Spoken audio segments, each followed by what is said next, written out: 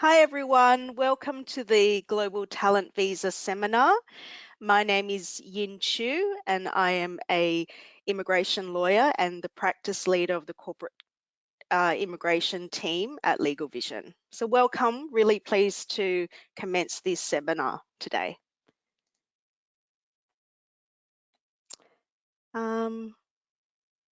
Great, so before we begin, you will be emailed a copy of this webinar recording. So if you want to listen to it at your own time, at your own leisure, feel free to. If you need to submit questions, so please do so in the chat box. And we would really appreciate it if you could complete the survey at the end of the webinar. Thank you. So as I said, my name's Yin Chiew. I'm the corporate immigration practice leader at LegalVision, and we're going to talk about the Global Talent Visa today.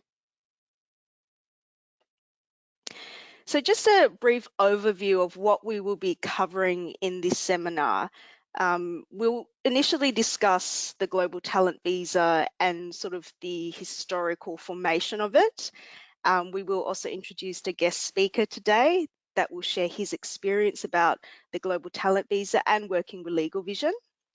Then we'll dive into the eligibility criteria in a bit more detail because it can be a bit broad and somewhat confusing as well. We'll also talk about the target sectors, and there'll be a section about some of the frequently asked questions that I receive. And we'll also talk about some successful case studies.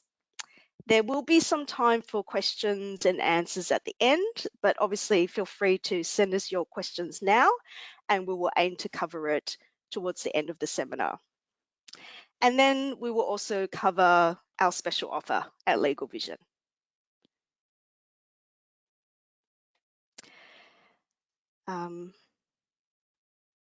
So just to give you an understanding about how the Global Talent Visa came into effect, it was introduced on the 4th of November in 2019, initially as a 12-month pilot program.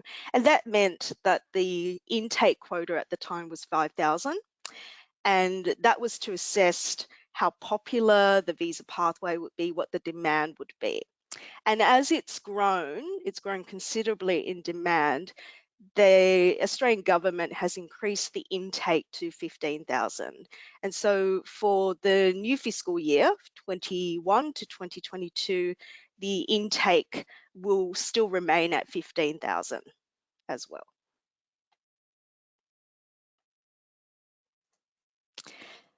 Excuse me.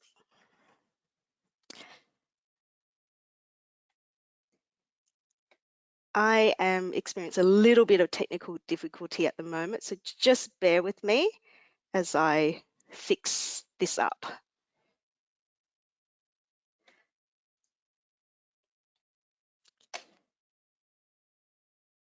Sorry about that, guys. So let's talk about the key benefits of the Global Talent Visa, which is very different to some of the other visa pathways that Australia offers. And I specifically want to compare it to the skilled independent visas, which is the subclass 189, 190, and the business innovation and investor visas, subclass 188, and even the employer-sponsored visas, the subclass 482 and the 186. So the key benefits of the Global Talent Visa is that you don't need to do a skills assessment. It's not necessarily assessed based on your skills in an occupation. In fact, it's not at all. You don't have to meet a minimum points threshold, and that's quite typical of your skilled independent visas, the 189 and the 190, and the business innovation and investor visas. You don't even need to meet minimum English requirements. In fact, English is not even a requirement of the Global Talent Visa. You don't require state or territory nomination, and you don't require an Australian business to sponsor you. You don't need to demonstrate business or asset turnover, and that is very much a criteria of the business innovation and investor visas, and you don't need to make a compliant significant investment. So lots of benefits as well, but also to add to that, it has a streamlined priority processing timeframe. So typically applicants that are invited to apply for this visa and then submit an application, their visas are processed within a month. It's very quick.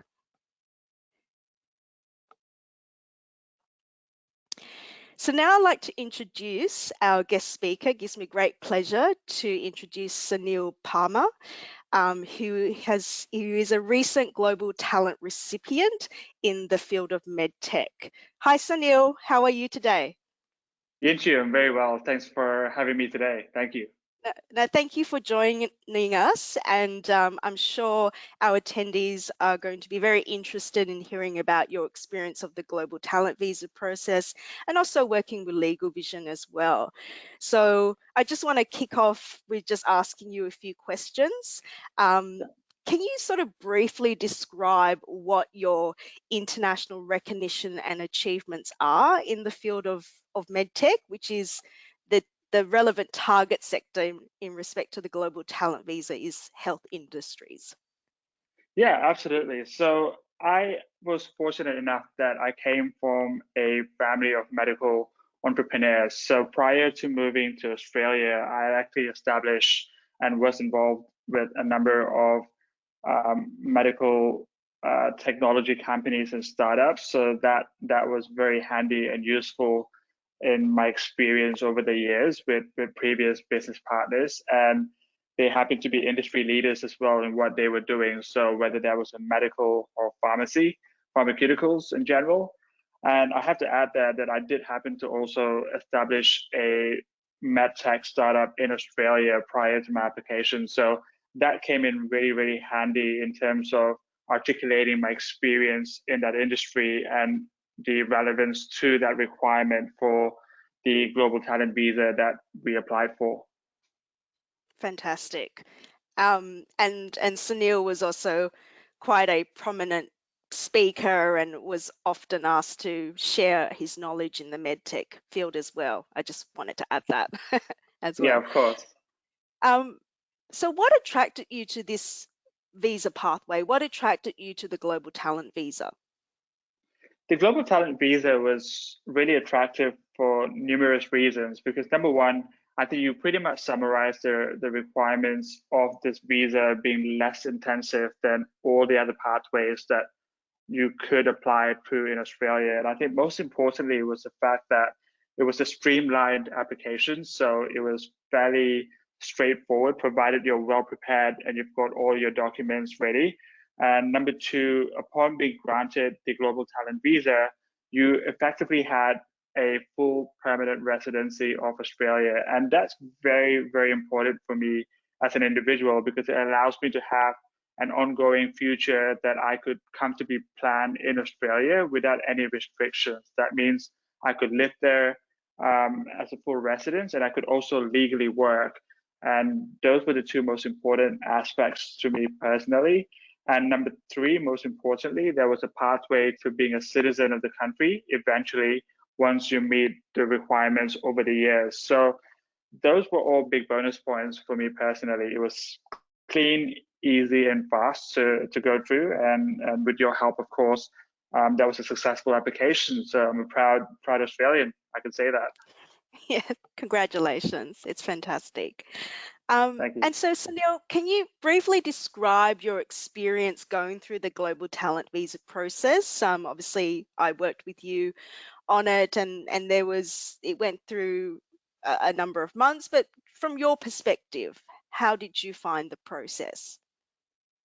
Yeah, so I think the great thing that happened right from the beginning was that there was a checklist of all the documents that you're going to need for this pathway. And that was very crucial in making sure that you could be ahead of the process before you even launch your application. And that was probably why it was a very fast and efficient process, right? Because out of the entire range of documents you asked me to prepare, the one that took the longest for me was getting letters of support from as many people as possible. Now, if I didn't have that in hindsight, it would have taken us that much longer just to go through that process. So I think number one, it was a very clear process of what was needed to put the application through. And then number two, I think LegalVision was very transparent and upfront, not just on what was required from a documentation process, but also in terms of the expectations for the cost that was going to be involved in that whole process. So I didn't have any surprises and go, oh, but you said A, but now it's B. It had never been the case. That was very transparent. And number two, there was a reasonable amount of expectations around the timeline as well. So it's to me, I just felt that it was an honest conversation and it was very realistic, as opposed to previously a lot of others might say, hey, you'll get it in 2 weeks, and then 6 months later you're still going through that process. So I quite like it. It was very transparent, very straightforward, and I am very happy with my experience, no doubt about it. Fantastic. Thanks, Sunil. And so that you probably have answered this a little bit, but how did you find working with LegalVision Yeah, no, throughout the so process? absolutely, Yeah. yeah, absolutely. I was very happy with the entire process, because I'm going to be honest here, and I did speak to other, agents prior to being fortunate enough to meet you, and a lot of them just didn't have the interest or the passion to really understand my unique circumstances and to really understand how they could go about it. And what I felt that Legal Vision did was you really made sure you spent time understanding first and foremost where I'm at right now and where I want to go to. And then from there, you work through a whole range of options. So I think Legal Vision has been really handy in terms of making sure that there's a lot of transparency and there's a lot of honesty as well. It's all about the reality of the situation. There's no point trying to apply for something that's got a very slim chance of success when you can just focus your efforts on going in with the correct pathway. And that's really important in that whole process. There's a lot of anxiety, a lot of uncertainty for us when we're applying and we're trying to start a new life.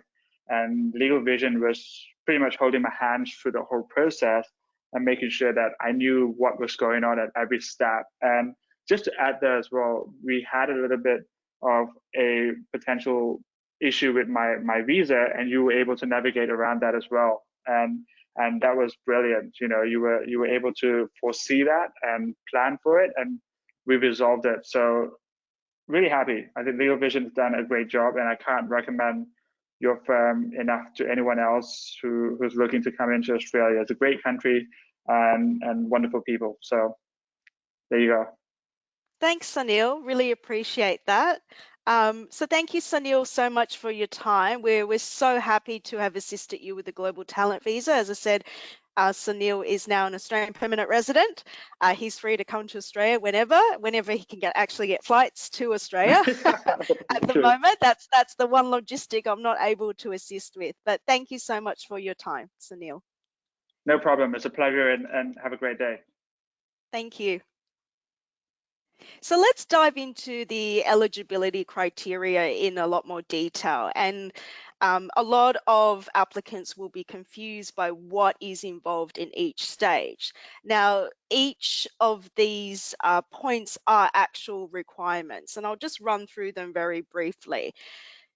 The first is the applicant must demonstrate that they have an internationally recognized record of outstanding achievements in one of the target sectors. Now, the global talent team is looking for really the applicant with the complete package here. So they have to demonstrate expertise in the field in one of the target sectors, but they look at everything. They look at your career, your work experience, whether you have contributed to your field of expertise in one of the target sectors outside of your place of work. So have you published articles? Have you presented at seminars? Are you called upon as an expert, as a knowledge subject matter expert in your field in various forums? So it's very much going to be assessed case by case, but internationally recognized in terms of establishing or satisfying this limb is really how are you recognized in your target sectors beyond your workplace, globally, nationally, those sorts of things. The second part is, are you prominent in your field? And what they're looking for is active applicants that are actively prominent in their field. They're still contributing to the target sector. They're still actively involved in contributing or passing their knowledge of expertise in the target sector.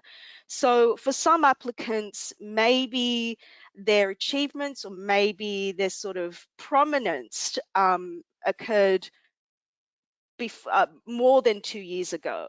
And if that's the case, then it would be difficult to establish that you would be actively prominent in the field.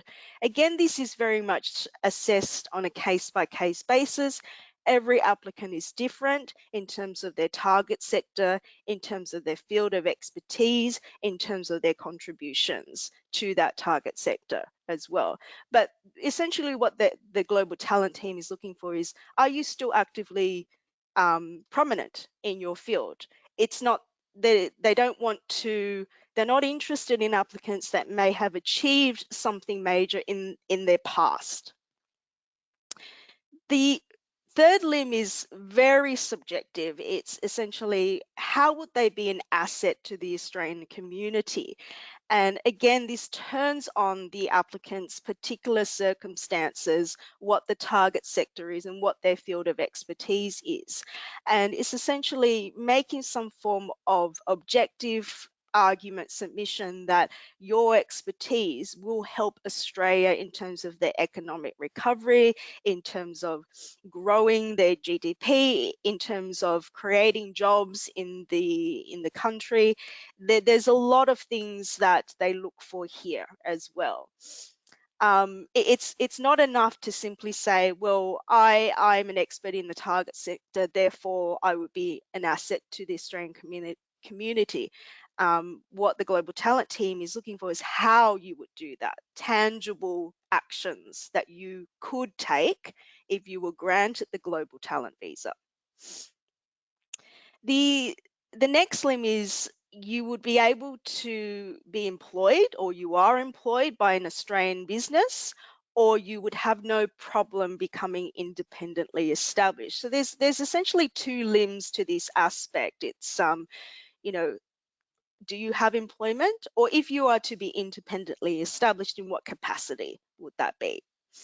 And the last is, are you able to earn, or do you currently earn, or you have the potential to earn equal to the Fair Work High Income threshold, which is currently at 158,500. So the second limb to this is that you don't necessarily have to be earning this income right now, but there needs to be some kind of evidence that you could potentially earn that.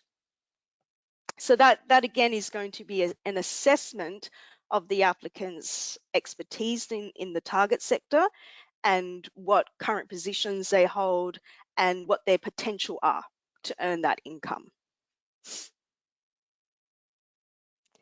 So the target sectors were expanded from December 2020. There were initially 7 target sectors, they're now 10 target sectors.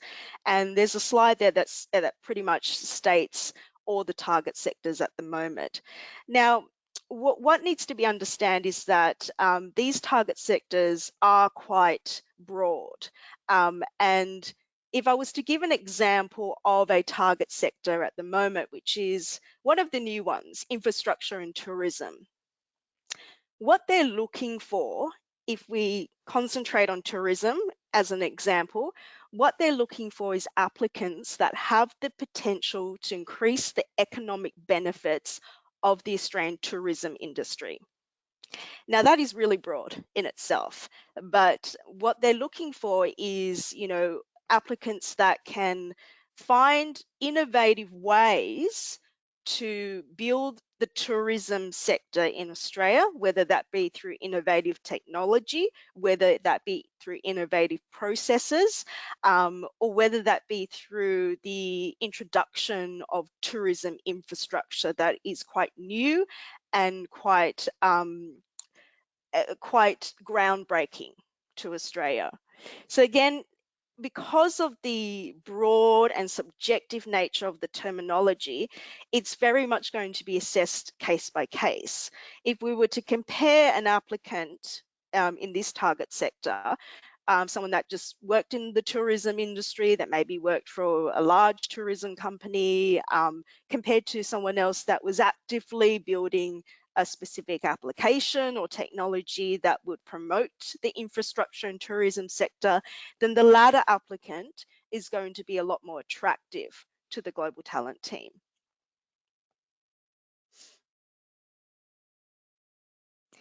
So some of the most frequently asked questions I receive, and it's mainly in relation to the Australian nominator, is how can I find an Australian nominator?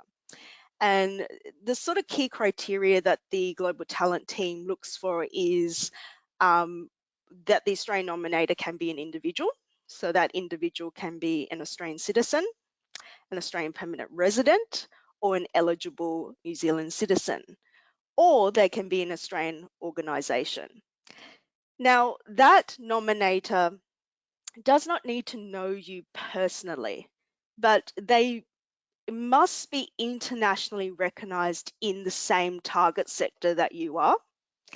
They must be familiar with your international recognition and achievements. Now, that could be in a number of ways. That could be through an informal or formal introduction. That could be through their knowledge from afar of your international achievements and recognition. And they must be willing to attest to your achievements through a Form 1000 and then an accompanying letter of support as well. So we usually work with applicants once we have assessed their suitability for the global talent visa in identifying an appropriate Australian nominator, and then how they would go about approaching that Australian nominator as well.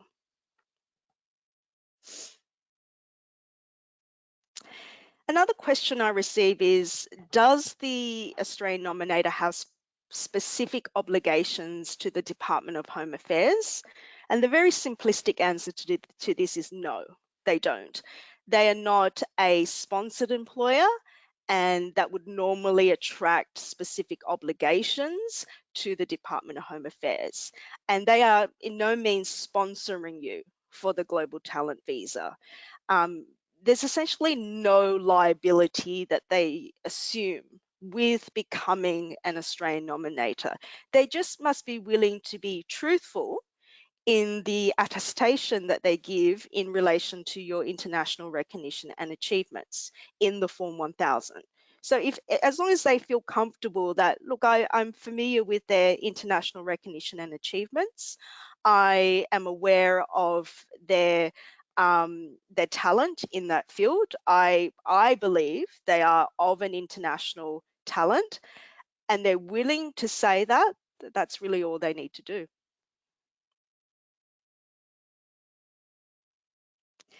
So another question I receive is, what happens if I can't find an Australian nominator?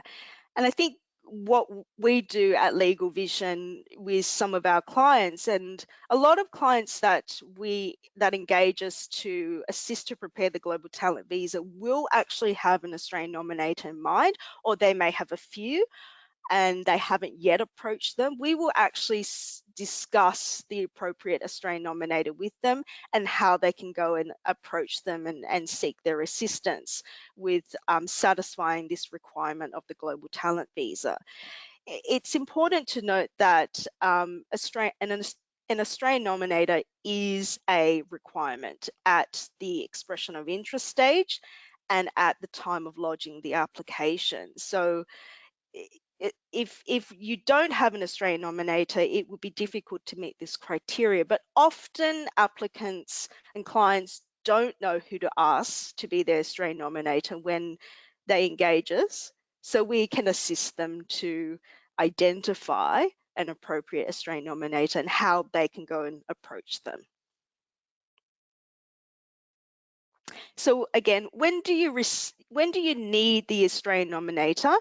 as I have explained, you need the Australian nominator at the time of submitting the expression of interest application. Well, actually, it's not an application, it's just an expression of interest. And at the time of submitting the actual visa application, which is the subclass 858. Now, your Australian nominator may change in between you submitting the EOI and then you submitting the visa application, and that's fine. That's absolutely fine. So as we've outlined previously with our guest speaker, Sunil, Sunil was a successful Global Talent Visa recipient, and we've had a number of successful Global Talent Visa clients as well. And our most recent work includes an ag tech and agri-food entrepreneur, and he patented a product that was developed from natural ingredients that reformed crop development and production. He then went on to establish a company that went on to become listed on the Canadian Stock Exchange as well. So that was a huge achievement for him, and he continued on that work through his various other entities as well. Another successful Global Talent recipient, a client of ours, is a cybersecurity academic, and he was called upon to prepare a number of reports, articles, speak at seminars for international organizations, government organizations, NGOs around the impacts of cybersecurity on a global scale.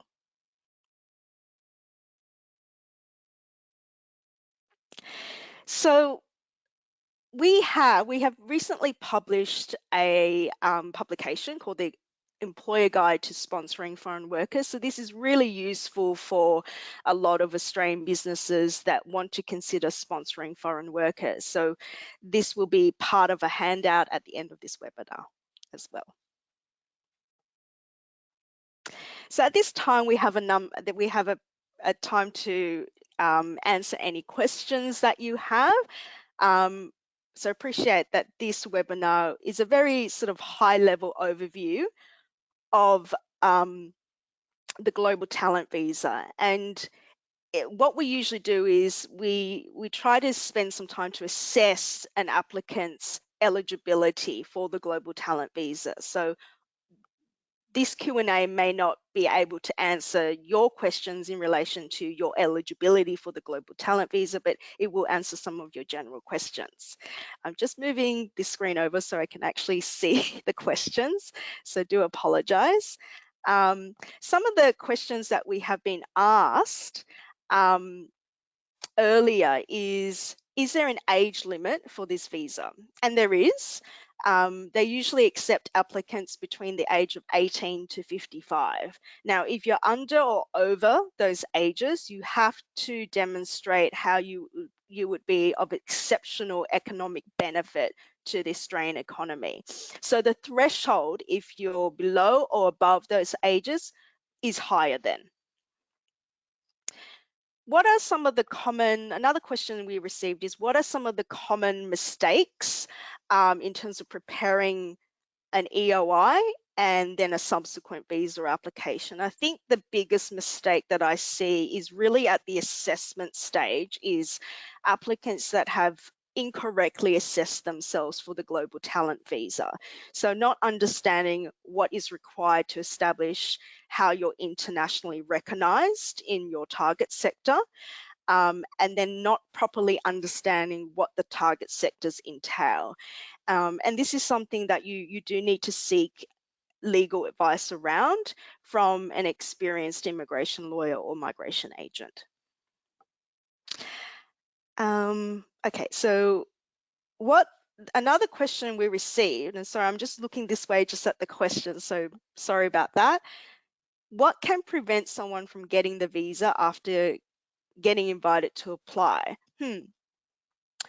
Usually it will probably relate to any issues around character or health. So that would be something that you would need to advise your legal representative beforehand so they can actually make they can strategize with you, they can make sort of preparations, you can plan for it, you can address it appropriately in the visa application.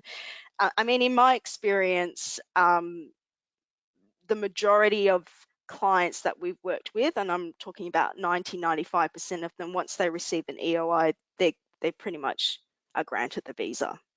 So unless there are other issues that are extenuating, such as health and character, that would be the only issues that I can see. Okay, so another question that we have is, for Australian nominator, should he or she be a distinguished person in the particular field? What about the employee in the same company? Is it good enough? Okay, couple of questions here. The first is, yes, the Australian nominator needs to be equally or more superior in terms of their distinguishment or global talent in respect to you. No, they should not be your employee in the same organisation as you. The purpose of the Australian nominator is they must also be a distinguished talent in the same target sector as you. They should be either on an equal equivalent level, or they should be higher. Okay, because if you were to see it from the global talent team's point of view, it would be difficult to assess how someone that was your subordinate, someone that didn't have the same sort of level of recognition as you, could then say that you were also of an equal, or that you were of a global talent. Okay, so what's the difference between the global talent pathway and this distinguished talent pathway? That's a really, really good question, because that is two distinct pathways. Before the global talent visa was introduced, it was initially the distinguished talent visa. And essentially they're both under the same visa pathway, which is the subclass 858. But when they introduced the global talent visa pathway, it was really for applicants that could identify their expertise, their international achievements and recognition in one of the target sectors. If you can do that and you can meet the criteria, then the global talent visa pathway, the fast track pathway, is the option for you. Now, if you can't meet that, you can still apply for the subclass 858 under the distinguished talent visa pathway, but you would not have received an invitation to apply. You're basically sort of saying, look, I'm an applicant that has an international recognition and achievement in a profession, in an industry that's outside the target sector, and you can still apply for the subclass 858. The issue with applying for the latter is that there is no priority processing. Processing times range from 12 to 18 months, if not longer. They have a quota of 200, as opposed to the global talent visa that has a quota of 15,000. The global talent visa is prioritized, meaning that is the focus of the Department of Home Affairs. The distinguished talent visa pathway is not prioritized, and the refusal rates for the distinguished talent visa pathway is much higher as well. So you would really only consider this pathway if the global talent visa pathway is not for you, you're not in one of the target sectors, and also if you can demonstrate some other talent in another field. So the distinguished talent pathway is really for those applicants that can show international recognition in a sports, in the arts, or something else. Some other questions here. Okay, so I think that's all the questions we have. I mean, if there's any more questions, please let me know. As you can see, our next slide is that we wanted to announce or tell you about LVConnect's Pro membership. So all the legal assistance your business needs at a price that you can afford. anyone who watches this webinar is eligible to receive a complimentary consultation to discuss how you can use LVConnect Pro membership to help you apply for the Global Talent Visa. And you will also redeem a special offer when you sign up to LegalVision's LVConnect Pro membership. To book a strategy session and redeem your special offer, you just need to click yes in the survey that will appear after the webinar and leave your contact information or email reply at legalvision.com.au and mention you watch this webinar. Thank you very much for your time. If there's no further questions, I hope that it's been incredibly helpful for you. And if you need any assistance with your Global Talent Visa, we look forward to hearing from you.